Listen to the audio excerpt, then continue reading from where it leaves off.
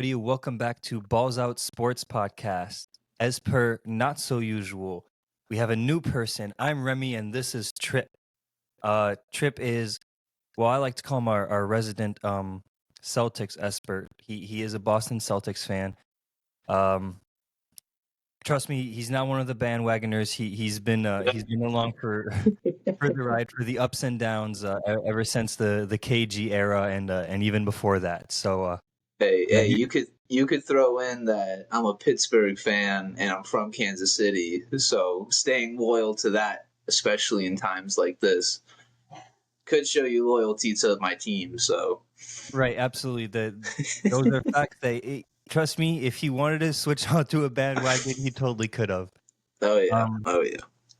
but yeah, as per usual, we're gonna be talking about who balls out here, and thank you so much for hopping on, Trip. We are, without further ado, going to hop into the end of the NFL season, the last two games before the big game, the Super Bowl 59 happening in Narlands in a couple of weeks. So, Oh I yeah. mean, first of all, I think we should talk about that Commanders-Eagles game. Final score 55 to 23 for the Eagles. Yeah, what is it that sticks out to me? Sticks out the most to you, statistics-wise, really? Statistics wise, and I think everybody is saying the same thing, is Barkley. The man is unstoppable. He continuously puts up 100 yards throughout this postseason and just really showed against the Commanders that if he's going to have an opportunity to get on the outside and break one or two tackles, that there's nothing you can do. Like, that's a big focus for me when we start talking about this matchup in the Super Bowl, is like for me to see the answer, because Andy Reid always has an answer for something defensively, and the Chiefs don't have a bad defense. They have a pretty good defense. They're not better than the Eagles defense, but no, Barkley going off like that. I mean, 3 fumbles, that was huge. This Eagles defense, like I said, is no joke. Any opportunity that they get, they take advantage of. And you gotta love Jaden. You gotta love that white cornerback, man. You know, Absolutely, absolutely. especially like it's been too like. I mean, I'm not conscious of. I've never seen. I don't think you've probably seen one either. It's like It's the like the dodo dodo bird. bird, really. It's one of those things where you've seen a picture of it somewhere in the history books, but Yep. you're like, there's no way that existed at one point in life. Mm-hmm. But, he's living proof that that white cornerbacks can be a thing. Uh, Yep. so there's two things that you brought up that I found pretty interesting. The Saquon Barkley, no matter what game it's in, who he's facing defensively, it looks like he's bound for a 50-yard run at some point in the game, right? Mm-hmm. Whether it be to start things off and really put you in a hole against them, or whether it be that finishing touch to really put the nail in the coffin. But yeah, I think what's very interesting about Saquon is he's the opposite of a Derrick Henry, in a sense that Derrick Henry, when he's given the football, the one thing you want to do is make him stop from going into a straight line. Because if he's going in a straight line, yeah, no one's gonna stop him. Locomotive. And if Yeah. you get in his way, he is just gonna put you into the ground like he's done so many Oh, times. if you're With in the secondary, if you're a right? cornerback or a safety, Nothing but Did you see Jaden's tackle when they had their matchup in the regular season? That's what Mhm. I'm saying about this Eagles defense too, is they're so fundamentally sound, because like that tackle, just all leverage, all because it's Derrick Henry. You know what I mean? You got to put on a good form tackle if you want to take the dude down. Don't even get me started with um, the Commanders not even being a. I mean, I know it's Saquon Barkley. Don't get me wrong, but they didn't even wrap right. up that first run that he had. I mean, first play of the game. You saw it from their. I think it was their corner. Like, just tried to put the shoulder pad into the chest area and wrap up afterward. Just you gotta, and that's. I mean, Kansas City's pretty good in that sense. But yeah, no, it's really this is a different, obviously completely different matchup that we have in the Super Bowl from the last time. Yep, and that's what it brings me to, is that Saquon is the other side of that coin. Derrick Henry, you want to stop him from going straight. Saquon, it's the complete opposite. It's the moment where he changes directions. That's the moment where you're truly screwed, because you're a defensive back and you're trying to stop him, so you're running at him full speed. And he does one of those quick movements. He has those quick hips, and he just switches directions on you. And next thing you know, he's looking at open grass for the last 30 yards of the field. Oh yeah, and there's absolutely no. I don't care who you are.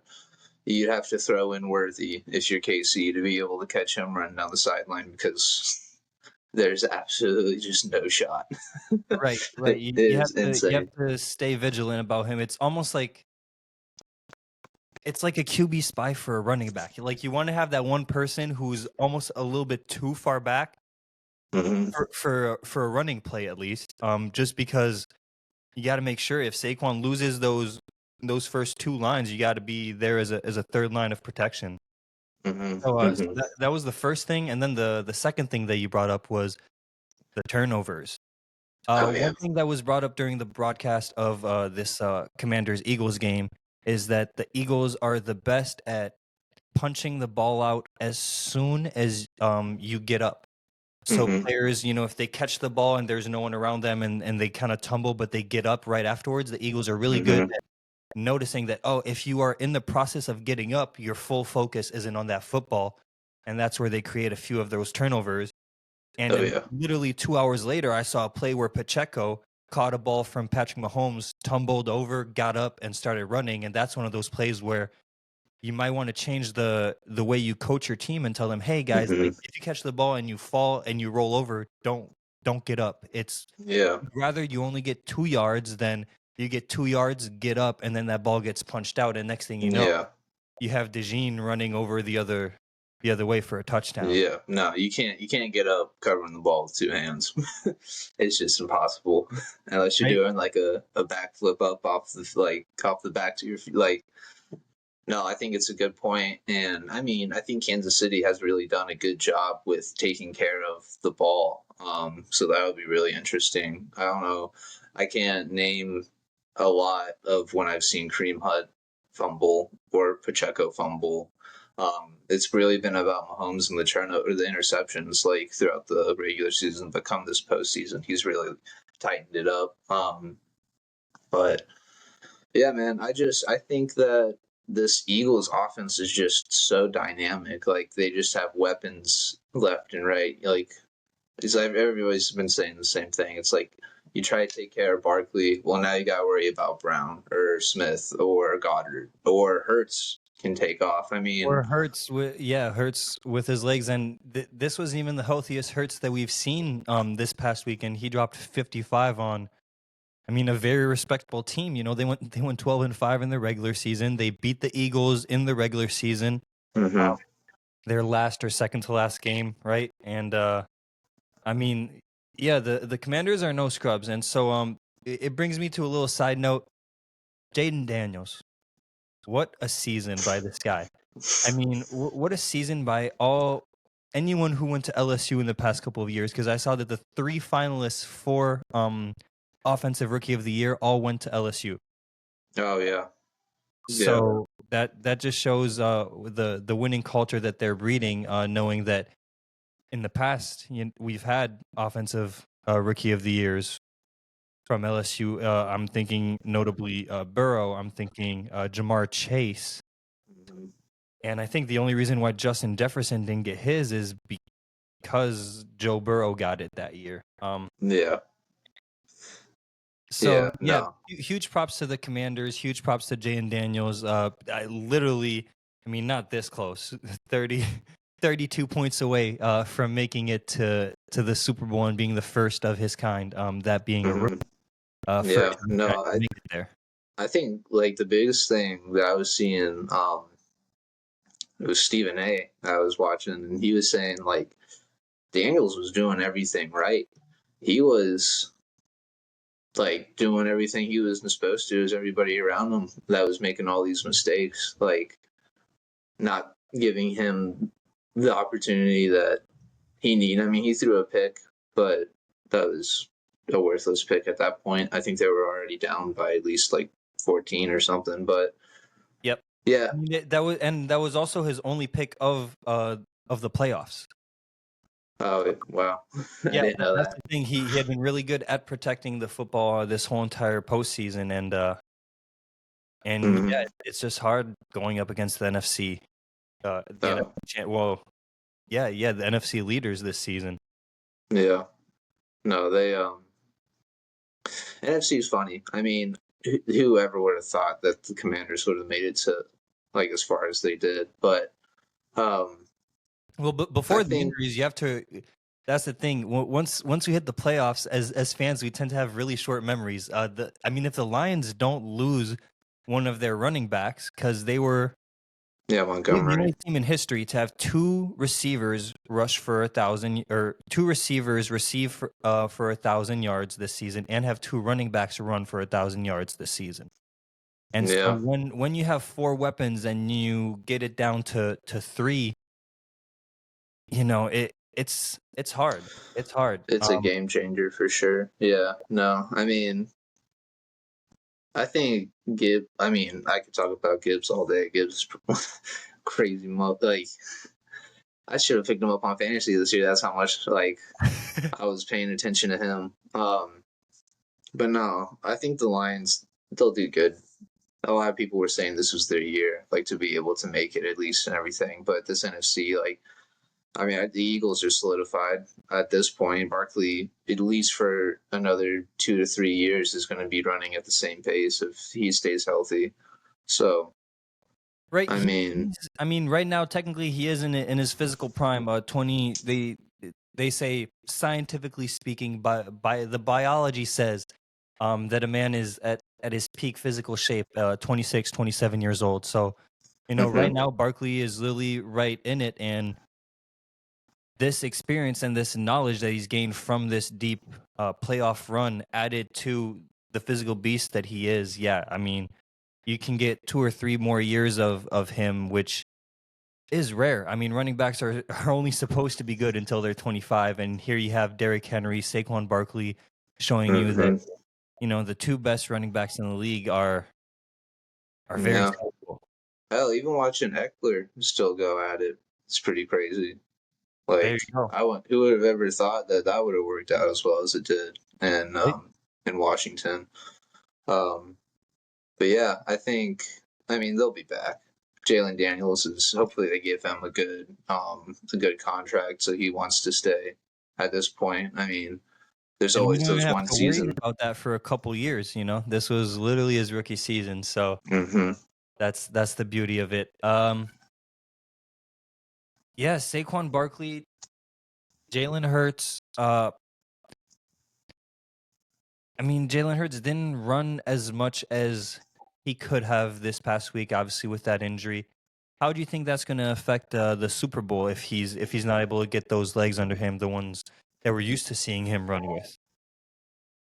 I think, I mean, it's obviously going to play a major role in like what they do offensively, but overall, I mean, they're so dynamic. Like they just have everyone at every position. Like Goddard's reliable for a couple of first downs a game. Like he finds the ball and he'll get that those yards after the catch. You know what I mean? Like he's good. I mean, I thought I think I actually placed one on Hurts getting more than 25 yards, and he only got 18 against the Commanders. And I know it's the Commanders; it's a completely different game than Kansas City. But for Yes. him to be able to put up 55 and only run for like 18 yards is insane. Like I don't, Yeah. I don't think the You don't think what? no, I don't think it'll affect it too much. I think they have a lot of, I mean, like I was saying back to Andy Reid, like he has a good answer for about just about anything. But Right. um, yeah, no, I think that the Eagles will do fine offensively. I think it's going to be a high scoring game. It's going to be a real high scoring game. I'd say over like 50 points at least. So Dallas Goddard, the thing that I love about him is the Eagles had Zach Ertz, and they're like, "Oh man, Zach Ertz getting a little bit old. We should get rid of him." And they get a carbon copy of Zach Ertz in Dallas Mhm. Goedert. Like, Oh they, yeah. they're very similar, good blockers, and good, as you said, due for a couple first downs here and there when you really need it from them. Yeah, just an all around tight end. That that can help you win a game, because I do think that this Super Bowl is quite a bit different from 2 years ago when the Eagles faced the Chiefs, for the sole reason that they added Saquon Barkley. Oh, absolutely. Yeah. No, that was the best thing that they could have done for their team. That completed it. Like you look at Kansas City, they're kind of ragtag. Like the wide receivers that they put out. I mean, obviously, Worthy is a new addition. Brown's a new addition. He's really helped out. Hopkins, they haven't really been utilizing him as much as I thought they would. But and Smith Schuster, shit, those two catches were huge. I know that we're still on the NFC, but I mean, as a former Steelers fan, like that was pretty crazy to watch because As a former anytime. Steelers player. Oh yeah, no, as a yeah, no, he was a big time one of my favorites for sure. But all I saw him doing in Kansas City for the longest time was like not pass, run blocking, everything like that. Like they just put him out to Mhm. catch a body, which I mean, big part of the position for sure. But they're so dynamic in the way that they find ways to score. They just Yep. they figure out a good way to just get into the end zone, and if they don't get into the end zone, they're kicking for three. And I really like the way that the NFL is like changed in the sense of going for it on fourth. That's been a Mhm. huge difference maker. Especially just, I mean, these games have been. I mean, I know defense has just gotten a little bit harder. It's a little bit harder to defend these wide receivers and everything, obviously, but they they go for it. I like it. Absolutely. And if you think about it, 5-6 years ago, if Dan Campbell were doing what he's doing, if the Bills were doing what they do with Josh Allen, and I mean, yeah, the Bills and the Lions are two good examples of teams that are more likely to go for it on fourth down than not, you know? Oh yeah, yeah. No, I mean it's proven them good. It's proven they got far with doing that and everything. Something that I found interesting, and I mean this could just be our segue into the AFC Championship game, but Kansas City was doing pretty good on the line of scrimmage. That stop that they had, I know Yep. everybody was saying it was very controversial. That could have easily been a first down and everything. Like I'm not denying that at all. I've been saying that there's been luck in the favor of the Chiefs all season, like everybody else. But no, I think that's really interesting though, because if they're able to make that type of stop and that type of like positioning on the field and everything, then that gives something like for the Eagles to look at, because that's, I mean, Right. they invented it pretty much. They were the ones that utilized it. Got had the rules changed because They're the creators of it. Yeah, absolutely. yeah. Absolutely.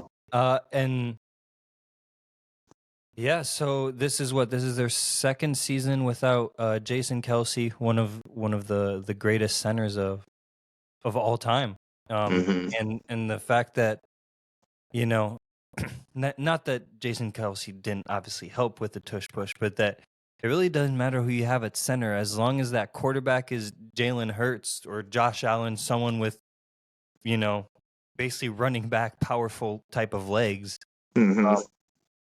3rd and 1 and 4th and 1, just yeah, the way your coach ends up looking at it is just so much different when you have one of those guys, and really opens up the whole entire game. Oh, But for as you said, sure. let's segue into this AFC Championship game, the late game of this past weekend, where the Bills once again fell to the Kansas City Chiefs. 29-32 was the final score. As you had said, a little bit of controversy. So before we talk about the game itself, let's talk a little bit about the officiating. One thing that I saw on I can't remember if it was Instagram or TikTok, but it was a picture. I believe you know what I'm talking about if you've ever watched tennis. One of You the pictures, where it's the graphic and you can see the line see perfectly, the shadow. Yeah, and yet actually, I you just see the got done ball watching bounce, Australian Open. I'm not even kidding. This right? kid And has to be so up at 3 a.m. It was on, so I was watching it. I continue. right, and so you see that and you're like, damn, like that ball was traveling like 106 miles an hour at the moment where it hit that line, and you're Hmm. still able to see exactly where it hit on that line. And you're telling me Hmm. that this football that was traveling roughly 6 miles an hour in the hands of Josh Allen going like this, Hmm. we're not able to tell where exactly that ball ended. I mean, you and I are both huge other kind of football, soccer fans. Oh yeah, They have the goal line football. technology for that, and same thing. That ball is getting fired at top speeds by some absolute cannon like legs. So I I feel like there is a better system so that officiating isn't a guessing game anymore. I feel like officiating really Oh. now can become AI type, robotic type, where it's like this happened, boom, we can sense it with these sensors, these cameras, these machines that are Hmm. making these calculations. Oh yeah, no, there's no doubt about it. I don't. Yeah, it's like VAR. Like we can go back to talking about soccer and everything. Like you were saying with like the lines in tennis. There's that goal line technology that they use to see when the ball like completely crosses or not, and just the fact that I can't think of anything new when it comes to like the setup or like the officiating in the NFL besides like the sky cams and the pylon cams. You know what I mean? Like The they'll pylon put cams have always impressed me because when you see the pictures of those yeah, pylons, it's like they're not super big, those little orange pylons, but you see there's a little hole because there's a fan yep, inside of it because of all the little computers and cameras going crazy in there. yep. Yeah, no, it's they could definitely. I mean, it's all just up to the NFL at the end of the day. A lot of people think that VAR has kind of ruined soccer in the sense of like it takes away a lot. It, like takes away from the game, adds a lot of stoppage times and like that type of stuff. But I mean, if they had VAR back in the day when Maradona was playing, they wouldn't have that. They wouldn't have that World Cup. You know what I'm saying? Thierry Henry in 2004 or something like that. Hmm. No, it must have been. Nah, I was in elementary school in 2006 for that World Cup, I believe. He scored with his hand, Yep. No, and I know exactly what you're talking about. I think it was actually a qualifier game against Ireland. Um, yep, yep, and everyone yeah. was pissed because it's like, hold on, what do So you mean you guys didn't see it? And even in the yeah, post-game interview, did it touch your hand? And it's yeah, like, oh, 100% touched my hand. But like, what yeah. are you gonna do? Tell the ref like, no, this should be a penalty kick. Like the ref, Hmm. once he's made their decision, he's made his decision. Yep. That's It's why like that. arguing doesn't really matter if you're not a head coach. Head coaches, Hmm. are able to talk a little bit more freely to referees and make sure that they're looking at certain things that maybe the coaches are noticing. Um, Hmm. but yeah, as a player, I mean, I've never, whether it be soccer, whether it be American football or whatnot, I've never seen a ref like look at a player as he's talking and look him dead in the eyes and say, "Man, nah, you know what? You're right. You're right. Let Oh me yeah. pick this flag up. Let me put this Oh yellow yeah. card back inside of my pocket." Like, Never, it just never doesn't happen. happens. Yeah, it makes the situation 20 times worse. Like I never Right. learned it. Back in my like playing when I was playing soccer back in my days, I would always be yelling at the ref and everything. Like, I mean, I get it. Like you're just trying to express like what you think about the situation, these players. But at the end of the day, like once the ref makes up his mind, makes the ruling on the field, like I'm pretty sure they're just taught to stick with the ruling. You know what I mean? Like they can't switch it up because then what happens to every other single flag or every Right. other single card or dispute that happens? Like it all just becomes like a question, and we'll be back to the MLB before they put in the pitch count clock and watching games till like 10 o'clock or 11, 12 midnight. You know what I mean? Just for them to figure out like what's going on. But Right. Long story short, yeah, there's got to be a better way than two random local fans that are paid to hold, you know, foam on a metal stick, because oh yeah, that's really what the chain gang is. It's mm-hmm. orange pieces of foam on a metal stick connected by a 10-yard chain. Yeah, yeah. You know what I miss though is when they brought the chains out. They don't bring the chains out as much as they used to. Like they just No, call it. right? Because that's I would much rather sit and watch them do that than than have to sit there and you apparently someone in New York is reviewing something and then they Yeah, still get the call wrong. You yeah, yeah, yeah. No, it's crazy. It's crazy that um that Josh Allen tush push like didn't get reversed. A lot of people are saying is because like you were saying before, like they just couldn't tell where the ball was. But it's it's ridiculous. Obviously a lot has gone in the favor of the Chiefs. I've even like said before in the past that there's a huge conspiracy to just get them to the Super Bowl so they can pan to Taylor Swift a couple times and catch another 10, 20, 30 million views. You know what I'm saying? I mean, it makes sense. Don't get me wrong, it makes sense. I think the NFL's true at the end of the day. It's a massive organization that know, is going to make money regardless. I mean, a lot of people are talking like they're not looking forward to watching the Super Bowl. Honestly, I'm looking forward to it just to see what Kansas City does with Saquon Barkley. Like, if they actually have an answer. Like I think I was looking at it. They've only had 2 games this year where they've given up 2 touchdowns rushing, and those were both against the Bills with Cook. And I mean, Cook's a good running back. I think that's more a part of the offensive scheme. Like he fits that role really well for that was them. But that was against Buffalo, so that was what mhm. their okay. Yeah, yeah, yeah.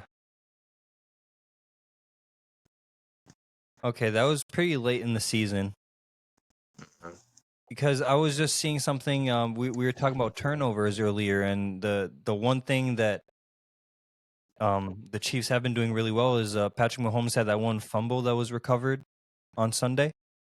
Oh yeah. But before that, I think they said that it was his first turnover in since November, I think. Oh wow. So they're doing a lot better with the ball than I thought they were, to be honest. I guess Yeah, that was yeah, more towards the beginning of the season. they're doing their thing. I mean, since their loss to Buffalo, really they just won out for the rest of the season. So those 2 touchdowns, as you said, turned out to be kind of the recipe. If you want to beat the Chiefs, you have to have a good running game, and we know that the Eagles have that. Mm-hmm. No, absolutely. They got that. Just that whole offense. I mean, they got a really complete team. Like they have even special teams. Like they're making plays. Like it's it's going to be hard for the Chiefs to come up with an answer. I will never bet against them.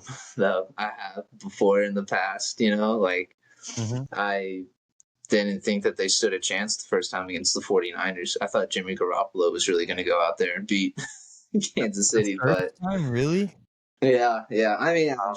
I was just hating at that point. I wasn't too big. The only But time I really be liked the fair, Chiefs to be was fair, I don't think you ever thought that Garoppolo was a better quarterback than Patrick Mahomes. You just thought that oh the 49ers roster was better. yeah. No, I mean yes and no. Like it was just I mean both teams were inexperienced. And it just comes down to it comes down to who plays better at the end of the day. But no, I think a big part of it was just hating.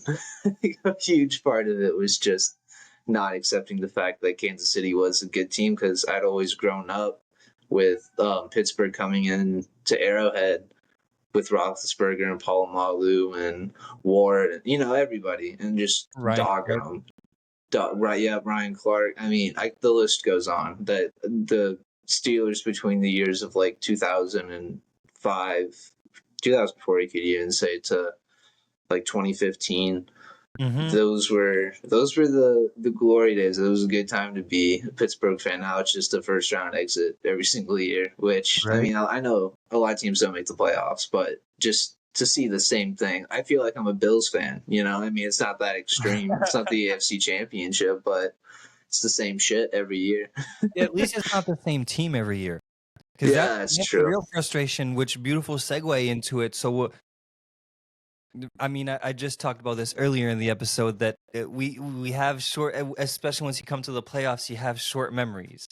But what do you think is the next move for the Buffalo Bills? Because if you have a stud wide receiver, which they did for a couple years, they had Stephon Diggs and Josh Allen, you can't get past the Chiefs. If you have Yeah. a stud running back, which they have in not Dalvin, that's his brother, in James Cook and Josh Allen, you can't get past Patrick Mahomes. Mm-hmm. The only thing they haven't tried is legitimately having like a all pro at all three positions, because if it's not for Saquon Barkley and Derrick Henry, James Cook is, he probably is the third best running back in the league for Yeah. next season. It'd be Yeah. maybe um shoot, what's his name? Mixon on the Texans. Oh yeah.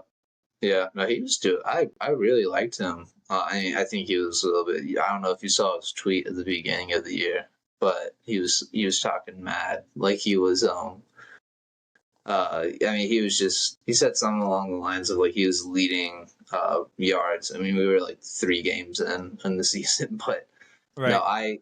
I can't believe Cincinnati. I don't really know what the situation was. I don't know if like it was they weren't paying him or if they just thought it was time to go. But it's crazy to me that Cincinnati let him go, especially since I mean he was a part of that team that made it to the Super Bowl Right. that Even one for him. year.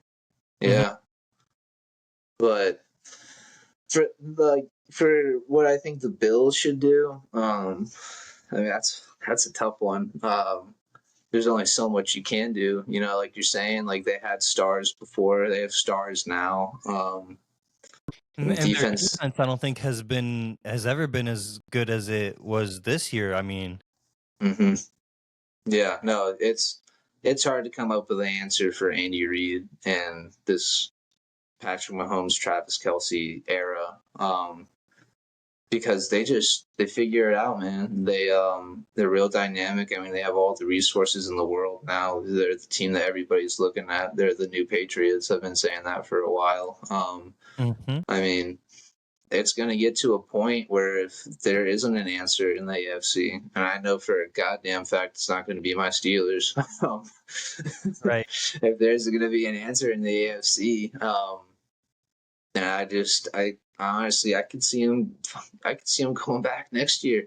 You know what I mean? Like, Mm-hmm. at this point, like who's gonna? We've already seen the Ravens in the postseason. Lamar Jackson isn't doing it as good as he should. He had. Right, and his defense wasn't nearly as good this postseason as it was last postseason. So that's the thing. No Mhm, matter how as great as he already is, it seems like every single year he takes another step, which is why he's getting all these MVPs, by the way. mhm, But you can't deny that defense he had this, 2 seasons ago.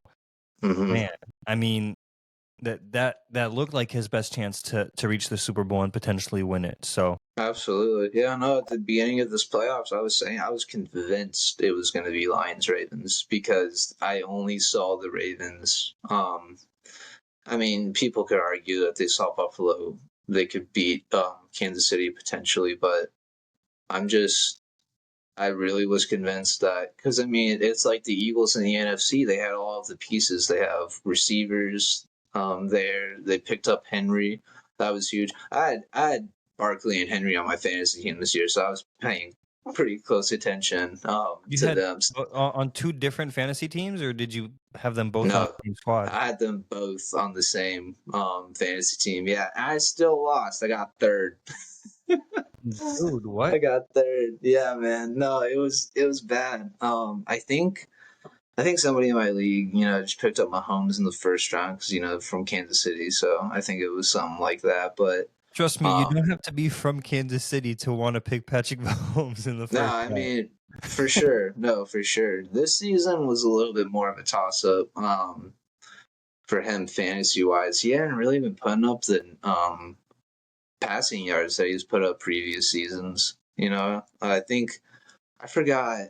Um, there was some stat line. I think it was beginning of the year, but it was Mahomes and somebody else. I can't remember who. I'd actually have to go back and look, but it's just like the conversation of they're basically the same stats, and this guy is getting a bunch of shit, and Mahomes is over here. Like it's different, but they're winning, so it's a different story too. You know what I mean? Like at the end of the day. Right, that's always been the argument for MVP in the NBA. You don't have to be the number one best player necessarily in the whole NBA, but you do have to be the best player on the best team. And that's Yeah. what it is. And I feel like the NFL is a little bit different because if the award goes to the best player on the best team, then for the past 3 years, it wouldn't have gone to anybody but Patrick Mahomes. There Mm-hmm. wouldn't have been those Lamar Jacksons sprinkled in there. Uh, Mm-hmm. but the NFL, I think, it does it a little bit more correctly in the sense that like who is the best player, which is weird. It should be the other way around. They should treat their MVP similarly to the NBA for Mm-hmm. the simple fact that they have an Offensive Player of the Year award as well on top of Mm-hmm. the MVP, which the NBA does not. The Yeah. NBA is kind of is the Offensive Player of the Year. No, yeah. No, it is. We don't have to call it the MVP. We can call it what it is. It's the quarterback MVP. Like Right, best quarterback. it's just the way it is. At the Adrian end of the day. Peterson, I think, is the last non-quarterback Mhm. to have gotten it. So Yep. that that's Yep. how, that's how good you have to be as a non-quarterback. You know, Yep. Yep. Yeah, no, and I don't has there ever been a defensive player that won MVP like for the NFL? I think that was a thing. that's a great question. Let me look it up. But I think that was a thing. I I do could want to be bring up wrong. a point of debate.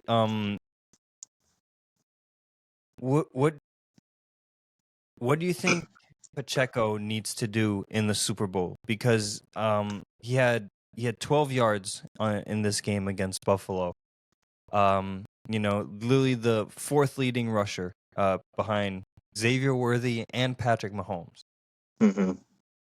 Luckily, they brought in Kareem Hunt to kind of balance that out. But do you think Pacheco needs to take that step and be that guy that we've seen in the past two Super Bowls? I mean, I think he's a big moment guy. I think that you put him in a clutch situation like the Super Bowl, he's going to perform. I don't think it might not be like the standard way of just handing him the ball in the backfield, but even if it's just like passing to him and everything. And I think a big part of what the um his role in the He is Bills good in the game. pass game. I do like him. Mm-hmm. Oh, he's explosive. You get him on the screen on the outside, like dude, if he gets into open speed, gone, just gone. But um, I'm no, I kind of think mad at myself and at you, just overall as football fans, that we didn't remember the great LT Lawrence Taylor. oh shit, oh He's duh, the last person. Before him, Alan duh, Page in 1971, but Lawrence Taylor yeah, in 86 yeah, won no, won the MVP of the NFL as a defensive player. oh for So, sure, yeah, no, I that could have been easily picked up, but uh, dude was a dog. I love watching his highlights. He's one of my favorite people to watch. Him and I know I'm a Pittsburgh fan, so it like says a lot for me to say this, but just that Ravens defense, early 2010s, like with Ed Reed and Ray Lewis and Terrell Suggs, like yeah, one of my favorite defenses to watch of all time. I could watch Ray Lewis come out of a tunnel. Oh, you got a scrap back there. Fucking mine's trying to get in on it too. right. There you go. Man. But yeah, I honestly think Pacheco.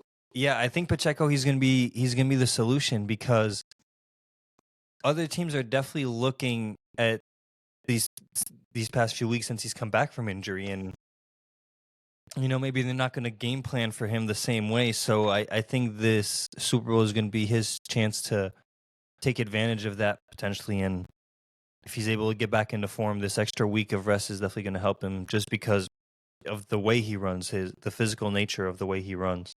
Yeah, no, guys, explosives, makes good cuts. What I was about to get into with Buffalo though is I didn't see the first game, the one that Casey actually lost in the regular season, but it was a lot of Hunt. I think Hunt had like more than 50 yards that game too. And I mean, that's the thing about the league now too, is that you just look at these teams. Obviously, Eagles are the exception, so are the Ravens, but it's a two-back league.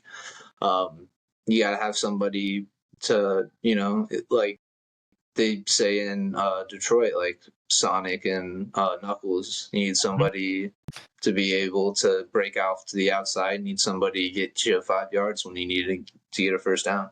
But here's the thing, with them, it's quite obvious who Sonic is and who Knuckles is, right? Oh, yeah. Who's Sonic and who's Knuckles in between Pacheco and Kareem Hunt? What Yeah, is that's it? no. Is it just double Knuckles? Like, what's the...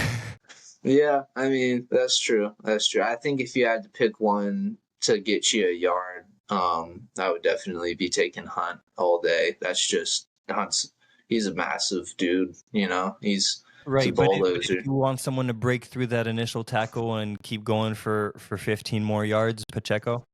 Oh yeah, yeah. And I think a lot of thing about Pacheco is just he's elusive, like it's almost like he's got like butter on him or something. He's just slick, It's hard to tackle him, hard to get him down. If he gets like he's that type of player, that if he gets hit and he's on the way to the ground, like he's gonna like extend or he's gonna just try to get as much as he possibly can out of that run, Right. So I think And that ties into what I was saying earlier, that those are a couple things that might have to be coached out of him over these 2 weeks because of the Eagles and the way that they've been the leaders in punching balls out, which, no pun intended. Um, I think it was intended. they're the kings of punching balls out, and really it's the best way to get turnovers. It's the one that really takes, I mean, I know obviously this is a neutral site, but it's the one that takes the crowd out of the game. It's the one that really makes you feel like the situation gets flipped because it's the ones where there's more of a chance of a return for a touchdown. Yeah. So Let's talk about the crowd real quick. I was thinking about it earlier today. I mean, in geographical relations, I mean, I know Philly's probably got some high rollers that are going to go out to the game and everything, but I think it'll be a Kansas City dominated. I mean, especially with the way that they've been playing. I mean, obviously everybody's gonna like the Chiefs, but I think that I think it's going to be a pretty red. It's going to be very red in that stadium. I think they'll divvy it up best they can, but I think that Arrowhead is essentially just going to be picked up and brought into New Orleans, and I think that'll put a pretty good effect on the game as well. Because, I mean, I don't know. I don't think you'll. I know you probably haven't had the opportunity to go to Arrowhead, but it is a completely different atmosphere. It's kind of like being in Allen Fieldhouse. You know how loud it gets in there. right. So it's basically like the same thing. It's just like they talk about the 12th man in Seattle, like that's in Kansas City, like that's in Kansas with Allen Fieldhouse. You know what I mean? I think it's a big part, and I think it'll play a little bit, but I think it'll be cool to see. It'll be interesting. I was actually just in New Orleans this past week, and they already have like half of the city shut down, a pretty big radius around that Caesars Superdome. I didn't get a chance to go into it, but man, it's a really good looking stadium. Oh yeah. And the atmosphere out there is just absolutely electric. I mean, I wasn't even there for the Super Bowl, and the street music was just going crazy. So, yeah, I can't Oh, wait to see those interviews of of the players seeing how much fun they had in New Orleans. Oh yeah, no, it'll be a good time. New Orleans knows how to have a good time for sure. Right. Oh. So, guess we have a couple of weeks for the before the Super Bowl happens. So I don't think we should do our predictions just yet. But I do have a question for you. With this upcoming weekend, we don't have football. We just have the Pro Bowl and the award ceremony. First off, what's your favorite Pro Bowl event? Event. I mean, I like how I Of like all how they time. It switch. doesn't just have to be the ones that they do this year because, like, for example, one of my favorite ones would be back in the day where the quarterbacks had a competition on who could throw the farthest. Oh yeah, no, I remember that. I've seen the highlights of that before. Honestly, I mean, I know it's not an event; it's just the Pro Bowl game itself. But I remember watching in like 2014, I want to say, and Mhm. dudes were taking each other's heads off, like in a Pro Bowl game. You know what I mean? Like the atmosphere is completely different. I get it; they wanted to keep their players healthy and everything like that, but Yeah, I but will it's not never the off forget. season. You have many months to rest. Oh Don't yeah, worry. no, true. Let's Everybody's get it, going to Cancun. You know what I right? mean? Nobody's Trust gonna me, They go have out. they have they have massage parlors in Cancun. You're good. Yeah, You'll be no, for relaxed. real. Yeah, nobody's prime time or Bo Jackson playing baseball. You know, like it's it's okay, but no, I would say that's probably what I miss the most about the Pro Bowl. It's just the physicality that it used to bring. Like players just used. I remember there was like I forgot. I think it might be the year that I'm talking about, where they had two separate teams and they would have a draft. Um, and it would be like player on player, like same teammates, like taking each other out and everything. Hmm. But I mean, the flag's cool now. It's different. Did I watch it last year? No, but I'll watch it this year just to see it, check it out and everything. But I think that it'll be entertaining. They always do a pretty good job keeping the crowd pretty pleased. Is it in Hawaii still? I'm dude. I don't know. I'm pretty sure. Um, I'm pretty sure it's still in Hawaii. but I'm the opposite of you. I'm not gonna lie. I think the flag football is like not nearly as fun, but that's why I honestly think that the best activity is by far dodgeball. Oh shit! Yeah, actually, completely Because forgot about how that. often do these linemen get to showcase their true athleticism? Like this isn't a diss, right? But their sole job during the football game is to push another person of similar size to them. And so like 300 pounds trying to push 300 pounds doesn't look like much is going on. Like obviously you can tell that it's two big forces coming together. But Hmm. you don't know how hard those guys can throw a football. You don't know how Yeah, high they can jump. You don't know how good their hands are in the sense that if they have a ball thrown at them by a quarterback, that they're able to actually like catch it. yeah. That's why I love dodgeball. It's the one where because they're not scared of getting hurt, they're truly going all out during that one. No, that's true. That's true. Good game. Good game of dodgeball is always fun. I actually just watched the movie a couple of weeks ago. That one's good. That's one of my Well, favorites. Ben Stiller's always a win. Oh, for sure. No, it's funny because I remember watching it as a kid, and then I watched it again. I was like, "Oh, that is Ben Stiller." Like he's just so like caked up, and like he has a mustache, and he has like the hair and everything like that. When I think of Ben Stiller, I just think of fucking Night at Night the at the Museum. Museum. Yeah, Yes, sir. Yes, yeah, sir. yep, yep. But no, I think it'll be good. I think it'll be an interesting Pro Bowl. You know, I actually just looked it up. They haven't had a Pro Bowl in Hawaii since 2016, so I was a little bit off on that. Just a tad bit off on that one. Damn. So now do they just do it? Where do they do it then? I don't know. at I the place didn't get where the that Super far. Bowl is, or do they just do it somewhere else where it's nice? Probably somewhere where oh, it's in Orlando. Huh. Nice. Random. Very random.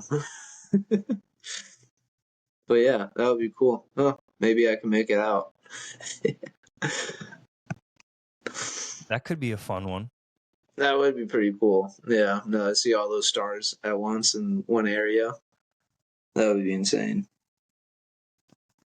So I wanna switch to the NBA with you real quick. There we go. I wanna talk a little bit All-Star game. Yeah. I mean, a lot of talent coming out of both conferences. I mean, you and I were talking earlier about how the Western Conference is just stacked with talent.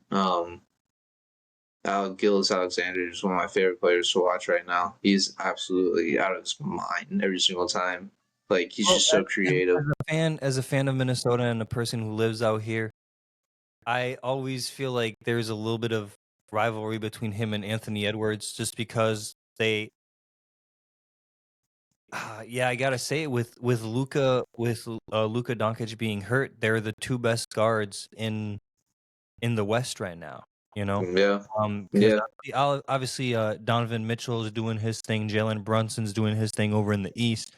When it comes to the West, um, they've both surpassed Steph Curry just because Steph Curry is going up there in age. But Mm-hmm. yeah, Yeah, no. there's one thing that I kind of wanted to bring up. Speaking of Steph Curry, is how how much do you like the fact that because there is a part of it that's fan voting, that you always get the stars, even though like they may not actually be all stars, like the Yeah, Kobe in his yeah. farewell, Dirk in his farewell. Steph Curry right now is averaging 22 points per game. Mm-hmm. Um, LeBron James 23 points per game. Not saying those aren't all-star numbers, but their three partners in the all-star are scoring 27, 30, and 32. That's Kevin Durant, Nikola Jokic, and Shea. Mm-hmm.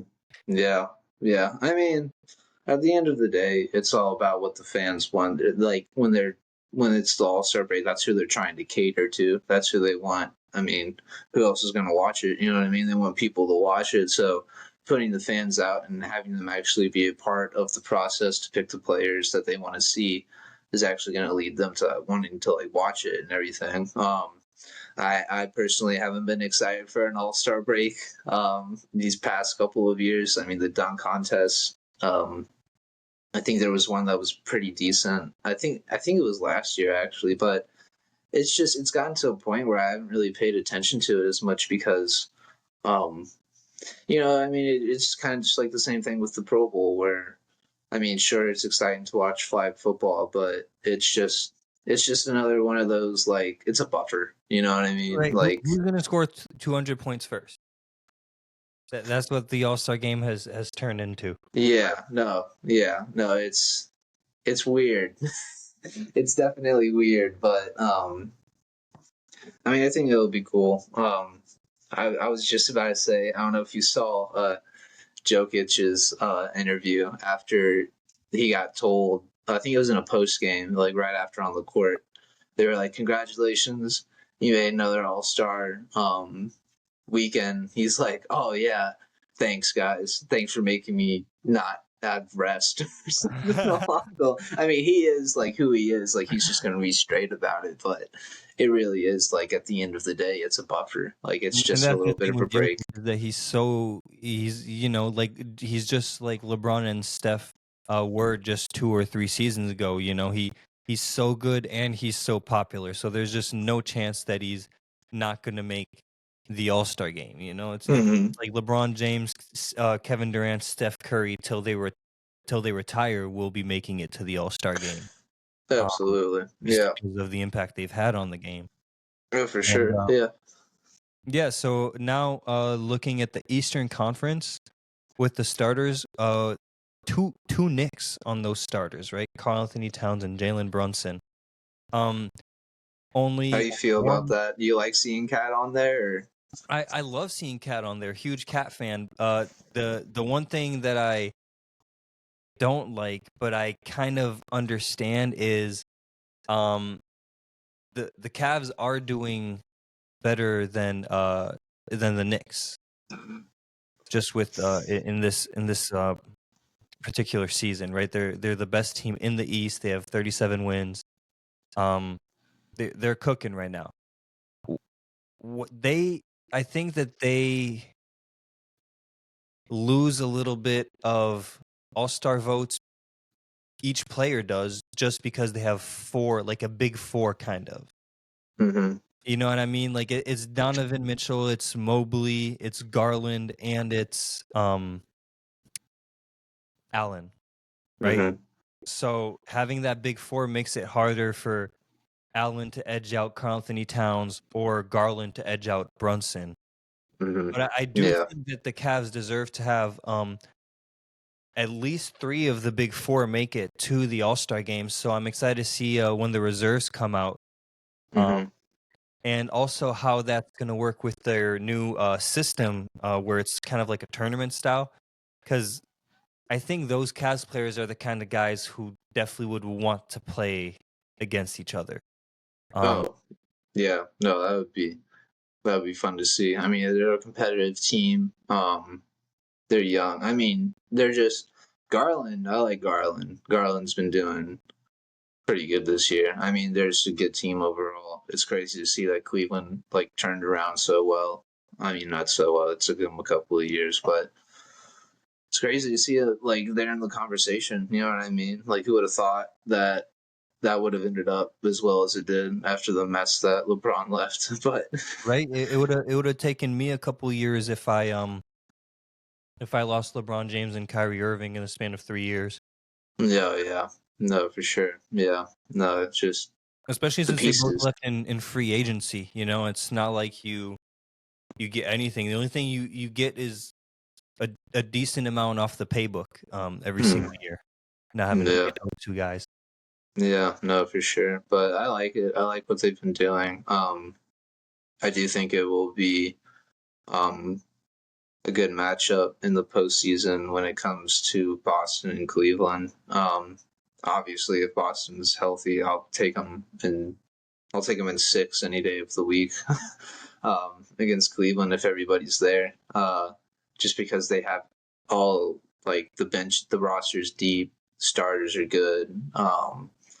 It just comes down to if Porzingis can stay healthy, and yeah, I mean outside of that, everybody else is solid. Knock on wood, But no, I think it'll be a good matchup for Cleveland and Boston. And as far as like this All-Star break goes, I don't think anybody will take it to heart if those reserves come out and there isn't like, because I just look back at that and I know it's a different situation, but I look back at Brown in the USA selection. You know what I mean? They Yep. even had the opportunity to pick him up, and they picked up White instead, which good for White. He's been balling. He's been a good player. But you can't take anything with a grain of salt when it comes to these types of selections, especially when it's like not up to the regular board's fans. You know what I'm saying? So what I'm really excited for is Victor Wembanyama, who I believe the coaches will put him in as a reserve, right? He's having a phenomenal season, 25.5. Or wait, hold on. Let me make sure I'm getting this right. Sorry, 24.5, 10 rebounds, 3.7 assists, and hold on, that's not the one I want. Is 3.6 blocks, 3.9 blocks. He's averaging more blocks than assists. I mean, that's absolutely nuts for a guy who handles the ball. So I'm excited to see him make his first All-Star for the simple reason that this is my favorite example for this. Steph Curry played against LeBron James. in huge games, but he didn't really start expressing how great LeBron James was until he got to play with him in an All-Star game. Yeah, no, I do remember that. Yeah, Playing against someone who's really good and playing with someone who's really good makes you see their greatness in two different lights. no, And so for I'm sure. excited for players outside of the Spurs, other All-Stars, just because right now it just so happens that he is the only All-Star on the Spurs, right? I mean, Chris Paul is an ex-All-Star, but I'm excited for other All-Stars to kind of realize, like, damn, like he can really do this by the practices, because you know how players are; they'll always do something in practice that you don't even see in a game, you know. No, no, for sure. I mean, it'll be really cool. It'll be really cool to even just see how he turns out and everything. I think San Antonio's going to have to do a lot, free agency wise, in order to keep him. You know what I mean? Like he's one of those players that I mean he can only do so much himself. He's doing the Spurs pretty good justice, but it's a very different situation when you have one of those guys. It's kind of like a LeBron James on your team. It's like, all right, guys, we have Wembanyama. Y'all know we're not getting rid of him. We're gonna throw him all the money that he wants. mhm. Play with him and come try and get a championship. You know. Yeah, no, that's very true. I mean, yeah, I mean, I'm trying to think of. Like if I'm an up and coming guard, right? Like if I'm an Anthony Edwards, I would love to come play with Victor Wembanyama. If I'm a Darius Garland, I would love to come play with Victor Wembanyama. I mean, you're seeing what Darius Garland does with Jared Allen. Put Victor Wembanyama on that block and see what he can do with him, right? Yeah, Like that would be a perfect succession to Chris Paul too, because they could start on the court together, and then Chris Paul eases into his retirement. Darius Garland takes over. I mean, I could go on and on. Jalen Brunson, you know, if he would want everyone to leave New York, which doesn't seem like he wants to. yeah. Really, like any high Hey, caliber guard, like if they're not treating Shea Gilgeous-Alexander right in the next few years, and he wants out of there, true. you know, Butler's done. Butler's out of Miami pretty much at this point, you know. He's right? 1 foot out the door. That'd be pretty crazy to see. I mean, I 100. don't know if anybody's talked about that, but that would be pretty wild. Butler Butler been out the door, bro. He's been suspended 4 times this year already. Yeah, no, he. I don't know what's going on with him, man. I mean, I thought they had a good thing going. I think he's just seeing the the castle crumble, you know, like in front of him, because like, Oh, he's going down with the ship, 100%. oh yeah, yeah, Oh yeah, yeah, no, he's watching. he's one of those He's dudes, literally yeah. Jack in Titanic. You seen Titanic? He's Jack. No, yeah, yeah, no, for sure, for sure. He I'll never forget what he did to y'all in Minnesota. The way that he left was crazy, man. He basically just roasted that entire front office. He was out of there, man. It Yeah, was dude. crazy. He was roasting. I think he was mostly roasting Andrew Wiggins, but he was roasting Wiggins and Anthony Towns. Like he was just Yeah. the whole team. Dude turned into Kobe, but isn't Kobe. Dude didn't Right? have the. He couldn't back it up. I mean, made it to the finals. I think, won it twice. Yeah, with the Heat. Yeah, yeah, Yeah. Once against Denver and once against the Lakers. yeah, yeah, yeah. No, they I mean, it's fair. Had a good run. But yeah, no buckets. I think we've seen the best of buckets. I mean, you know, he might turn around. I forgot how old he is. He's got to be pretty decent in age. Let me see. If I had to guess, I'd say like 29. Jimmy I'm like, Butler is oof. He's 35 older. years old. Oh Jesus. Okay, yeah, no. Then I'm not going to be too optimistic about Butler. Jesus, wow, that's crazy that he's 35. That is insane.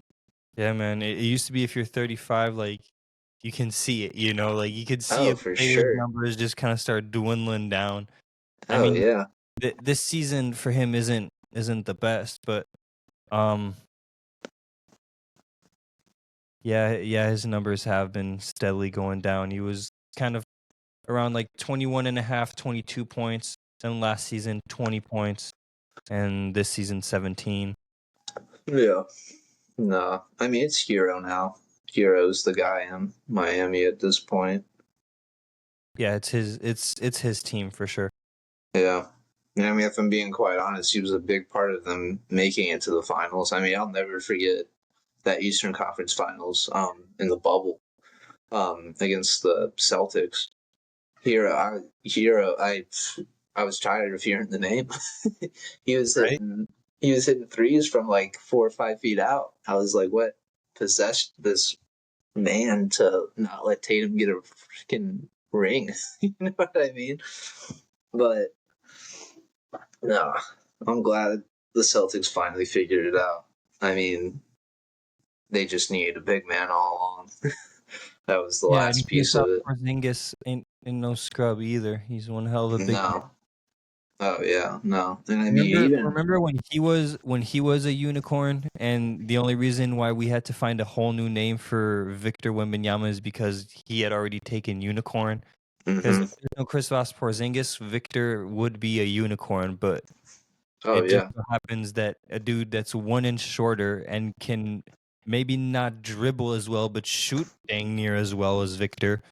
And I mean, before all these injuries, could dunk as well as Victor. yeah, Maybe the only thing they never will have just as good as Victor is the block shots, just because he doesn't have that insane wingspan that we see yeah. from Wembanyama. No, it is crazy. Wembanyama is just—he's a force. he's a thin force. Mm-hmm. Yeah. I do want to talk about, where is it? I think it was tomorrow. Yeah, tomorrow. Tomorrow there's Nuggets Knicks at 6, or I guess for you it'll be 7:30 on ESPN. Just real quick, who you got? That's my my matchup that's coming up that I want to see. Who you think balls out in Nuggets Knicks tomorrow? Or tomorrow. I mean, I think the Nuggets have been on a pretty good run, but this Knicks team is just crazy. I've been watching them a little bit. I really like what Cat's been doing. I mean, at the end of the day, I think it's going to be who has a better game, Williams or Jokic. You know what I mean? And you can say all you want about Cat, but if I'm picking one, I'm picking Jokic. You know what I mean? Like the guy he does everything. He gets the ball out of the paint to the perimeter. Like he'll put up like 11, 12 boards a game, and then on top of that, he'll drop like 20. So, Yep. I mean, overall as a team, I like the Knicks, but I really do think it'll come down to that matchup down low. So it's a toss up for me. But if I had to pick one, I would just say New York, just because of Brunson as well. He's been doing real good. And the game is in New York. It's at MSG as well. So I definitely like those odds. They've played really well. They're 16-8 at home. And Oh yeah, I mean, yeah, all the reasons that you said, I'm honestly just gonna echo that, and the addition of Mikal Bridges this year has really been good. oh yeah, Yeah, just someone that you just it's a puzzle piece, but it's one of those ones that can literally fit anywhere. That's the thing. Like no matter where you no, want to put him in that puzzle, he's a spare piece. He's a nice little joker to have. yeah. And yeah, I guess that will do it for today's episode. Thank you so much for coming on, Tripp. And yeah, this is gonna be the new format for Balls Out Sports Podcast. We're gonna be doing a few more video calls, try and get a few more episodes per weekend. Try and get 2 or 3. Yeah. On that note, the next episode is gonna be a Super Bowl prediction episode. So stay tuned in for that one. Thank you guys so much for tuning in. And Yes, sir. peace. We'll catch you on Absolutely. the other side. Hell yeah, man. Let's do it. I'm glad we got it in.